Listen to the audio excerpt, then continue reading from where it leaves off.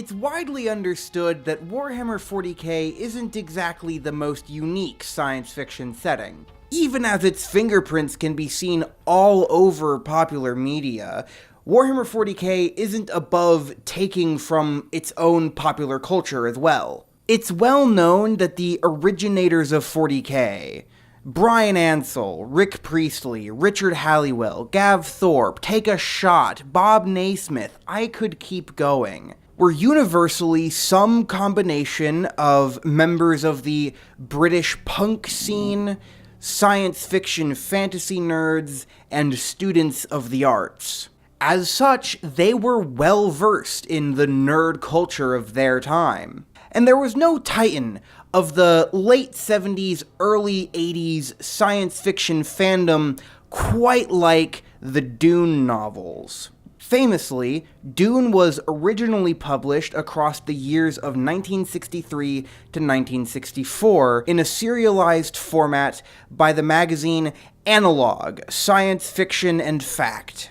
However, in this format, it languished in relative obscurity, only becoming a titanic influence on the genre with its original paperback release in 1965. The ecological and anti-war countercultural movements of the Vietnam War and Civil Rights era resonated heavily with a story that features an indigenous culture centered around the use of a strong LSD-like psychedelic toppling a counterinsurgent imperialist government hell-bent on plundering native lands for their resources. This early success meant that by the mid-80s, Dune and its, at the time, 5 sequel novels were well entrenched in the imagination of the science fiction fandom. But Dune isn't the only thing Warhammer 40k borrowed from.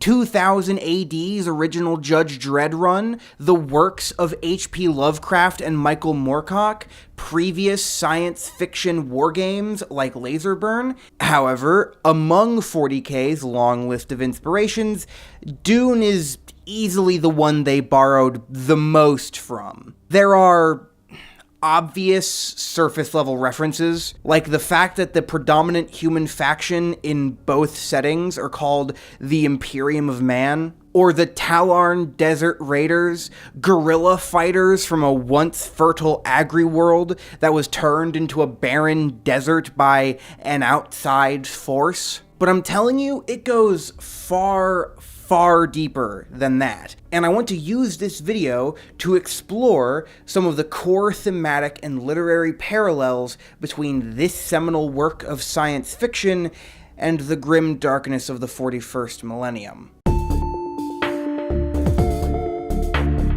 The Sardaukar were the greatest warriors the galaxy had ever seen before the Fremen Jihad. Originally the Sardau tribe of Seleucia Secundus, the Sardaukar, as we understand them in the Dune books, were created when the imperial dynasty of House Carino moved their capital from their homeland in Seleucia Secundus and onto the paradise planet of Kitane. After that, Seleucia Secundus was turned into a prison planet. The feral tribes living on Seleucia Secundus would have their numbers reinforced by the most deadly and dangerous criminals throughout the Imperium, with their descendants living among those feral tribes. A select few from these tribes would then be trained as Imperial Sardaukar, most failing the trials required to ascend, which almost always in some way resulted in the failed aspirant's death. However, those that survive would first start as uncontrollable,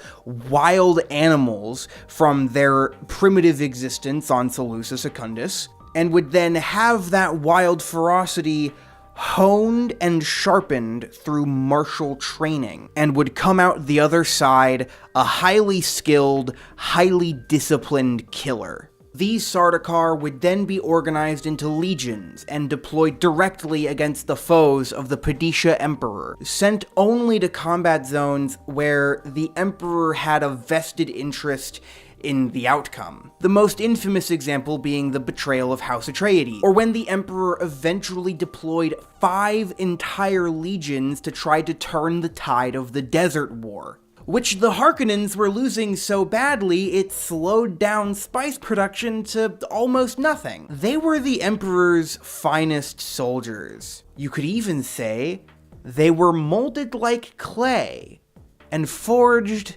in the fires of war. Yeah, come on, you get the idea. There are many ways in which Space Marines aren't like Sardaukar, but thematically and within the narrative, they serve the exact same purpose. Both are the elite mailed fist of a crumbling empire, the most potent symbol of both that empire's oppression and its slow decline over 10,000 years. In fact, if we crack open the Rogue Trader rulebook, now we're doing this again, the version of Space Marines as they are described in this book is far, far closer to the Sardaukar of the Dune Chronicles than anything we would recognize as a Space Marine in 10th edition. I'll just, read you a little segment here. Let me just, here we go. The Legions Astartes is the official title of the warrior organization more commonly known as the Space Marines. It is the most powerful and most feared fighting arm in the Imperium. Most of its troopers are recruited from the feral planets, where traditional warrior castes compete for the honor of becoming a warrior of the gods. Young recruits are subjected to many hours of intensive training and indoctrination, leading to physical and mental changes. Their bodies are toughened by biochem and their resolve is hardened by psychosurgery. All this preparation is intended to turn the prospective Marine into a disciplined killer. Or at the very least, a controllable one. The primary difference between the Sardaukar and the Space Marines is purely technical. It's really hard to put a fucking book back on a shelf when you're only got one hand. Yeah, there we go. Yeah, alright. Okay. Yeah, alright. Space Marines were taken from various worlds, while the Sardaukar were only taken from one. Space Marines are genetically augmented, while Sardaukar are technically completely unaugmented humans, simply pushed to superhuman levels of strength and ferocity by the savageness of Salusa Secundus. But in terms of the bits that, actually impact the story and therefore matter, they're functionally identical. The Astartes of today have slowly moved away from this influence. Elements like gene seed organs, primarchs, and multiple successive foundings all being added throughout the lifespan of Rogue Trader, all the way to now, where Space Marines are frankly kind of just meant to be seen as a kind of lawful neutral paladin, which is very much not what Sardaukar are. But despite the amount of divergence since then, I feel like the origins of Space Marines being rooted in a bunch of Dune fans in the 80s asking, hey, what if Sardaukar were taller, can still be seen today. I open with this because I feel it is the, frankly, weakest point of comparison, both thematically and technically. And you'll see just how deep the similarities run as we go forward.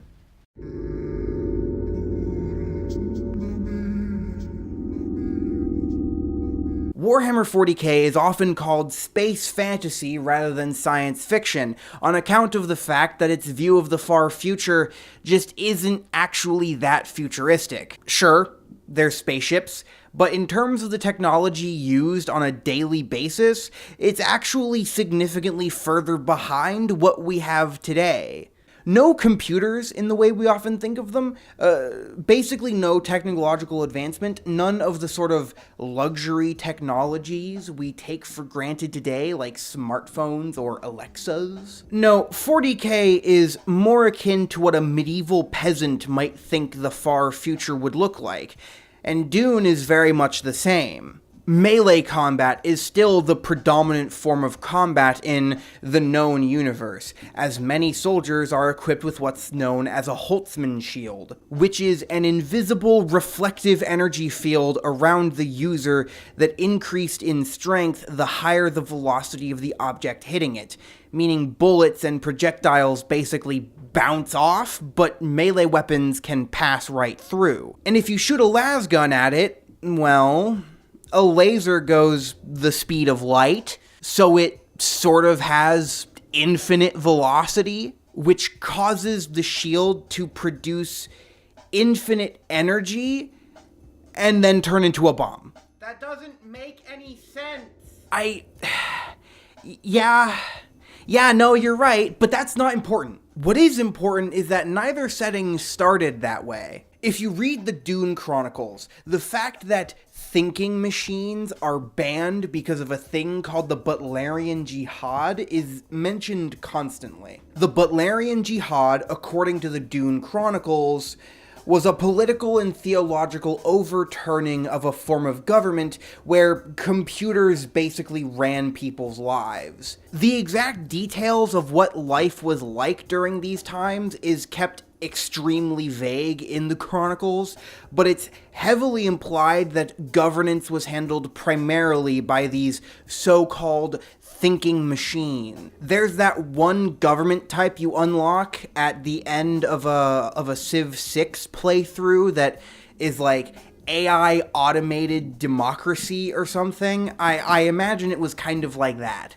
And eventually, mass disillusionment with humanity being ruled by cold, uncaring computers led to a political upheaval that ended in the creation of the Imperium and the creation of the 11th commandment. Thou shalt not make a machine in the likeness of a human mind. If you were to ask Brian Herbert, he'd say the Butlerian Jihad was like Skynet, but in space. So anyway, GW decided to copy Brian Herbert's version, because there's lead in Nottingham's drinking water. Humanity in both instances barely survived, and those who were left to pick up the pieces all mutually decided to forbid the usage of this technology ever again. In both of these wars, much of humanity's technology was lost, but more importantly was their willingness to develop new technology.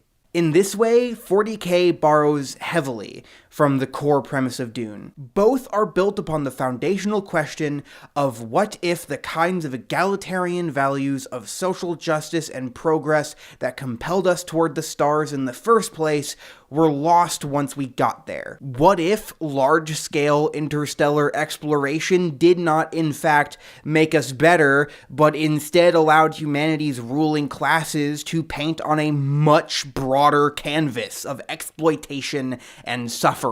And that alone makes them share a lot of DNA. But I don't know if I'd say that's the most substantial similarity they have. I'd argue there's one greater similarity still. Buckle in, because this one's actually kind of insane.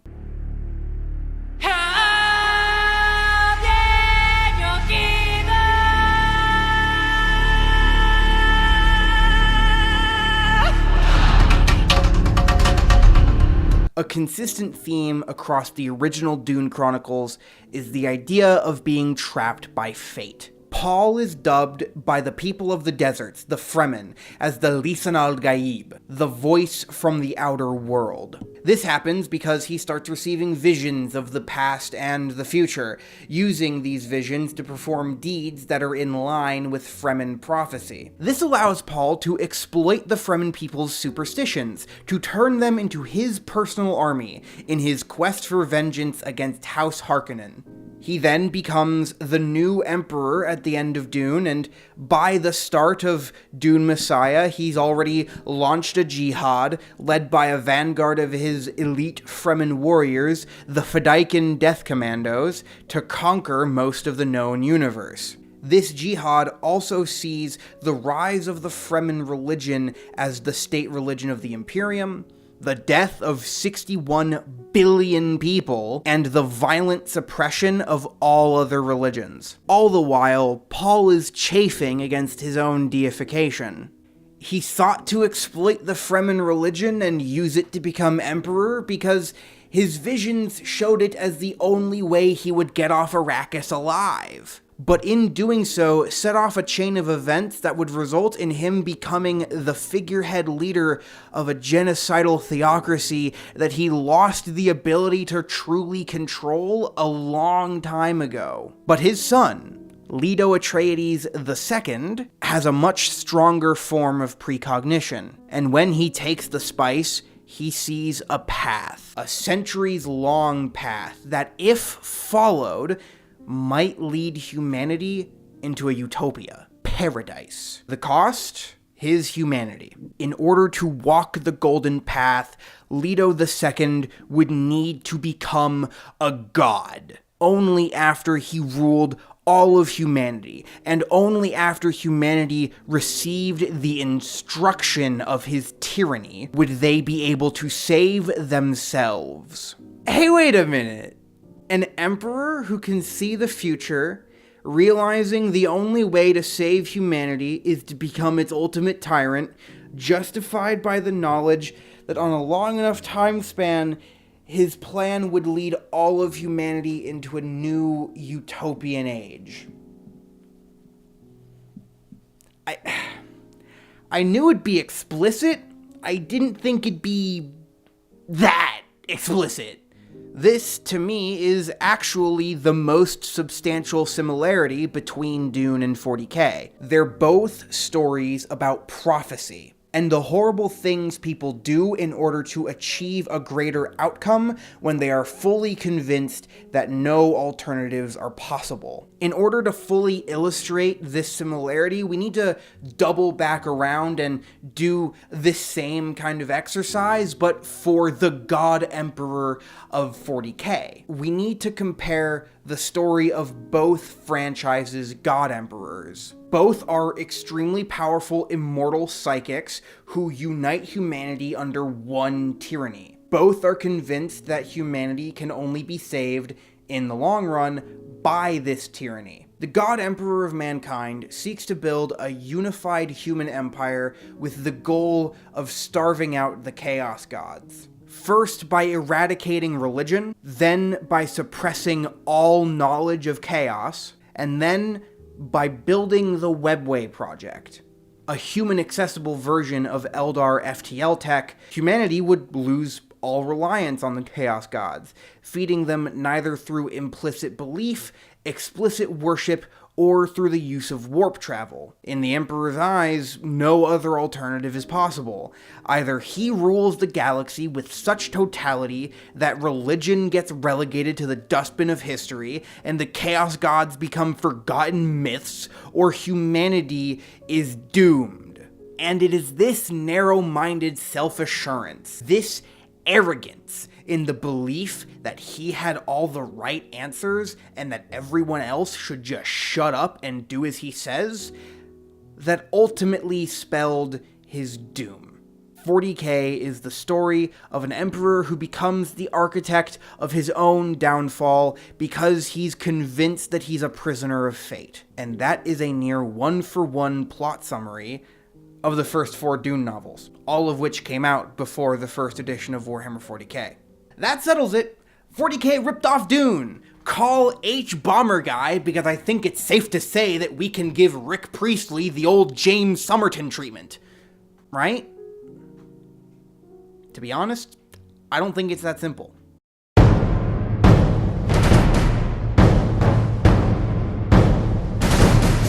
Ultimately, why should we give a shit if Dune and 40K are ultimately similar stories? I think in online discourse around media, whether it be movies or games or whatever, too much stock is placed in some vague concept of originality, which, to a degree, makes sense. We're drawn to novel experiences, and so we're always on some level going to gravitate toward what we perceive as the freshest, newest thing. But when originality becomes centralizing as a point of discussion, I think it has a tendency to distract from a much more important conversation. Whenever discourse around certain pieces of media starts, it always feels like it only takes 2 seconds before people start whipping it out and measuring originality sizes. Is JoJo a ripoff of Fist of the North Star? Is Trench Crusade a ripoff of 40K? Ultimately, these questions don't actually matter. It's easy to forget that human creativity does not and cannot exist in a vacuum separate from our own experiences. And it's through this kind of collective iteration that we get masterpieces like Dune in the first place. Because Dune's not wholly original either. Dune is just as much rooted in Isaac Asimov's Foundation series, the sci-fi serials that were contemporaneous to the book's original release, and the New Age Orientalism of the hippie movement, as 40K is rooted in Dune. Art is a collaborative effort, not only through the myriad of people who work on any individual project, but also through the collective collaboration of authors bouncing ideas off of each other throughout the centuries. This isn't a, oh, look how bad 40K is, it ripped off all this stuff from Dune kind of video. No, art's more complicated than that. It's more like 40K is good because it took influence from Dune. Because it combines all of these disparate elements from pop culture and, through the combination being more than the sum of its parts, created something that feels distinct and interesting. 40K would not exist in the way it does today without Dune. In the same way, Dune wouldn't exist the way it does without Isaac Asimov's Foundation series. Halo wouldn't be what it is without Starship Troopers, and Metal Gear Solid wouldn't be the way it is without James Bond, Blade Runner, or Escape from New York. All of these pieces of art are better for having and reinterpreting their influences. And understanding those influences, knowing what an author was inspired by, allows you to more deeply appreciate the art they made. So the next time you sit down to watch or read or play a piece of media, and you notice similarities between it and something else you really like, don't groan and say, ugh, how unoriginal. Try instead to understand that piece of art as but one branch in an infinitely expansive web of inspiration and iteration. Do that, and I think you'll start to see your favorite pieces of media in a new light. Hey, real fast, just before this video ended, I wanted to give a quick thank you to Angry Skeleton Pope, Connor Shaver, Henry Michelle, Jamie Harris, Maev, Paul Camagliano, and S.J. Klepecki for being $1 patrons. I would like to give a specialer thank you, I suppose, to Gabrielle Maggio, Gecko551, and Juno Me for being $5 patrons. If you like the content I make on this channel, please consider supporting me on Patreon so that I can, well, make more of it more often. And, you know, if Patreon's not quite your thing and you'd like something a little bit more tangible in exchange for your support, then please check out my independent game studio, Sword and Board Games. We are an independent tabletop rules writing company, and we've released our first project about, a little under half a year ago. So if you would like to check that out as well, then please feel free. But with that, thank you for watching, and I hope you have a wonderful rest of your day. Log.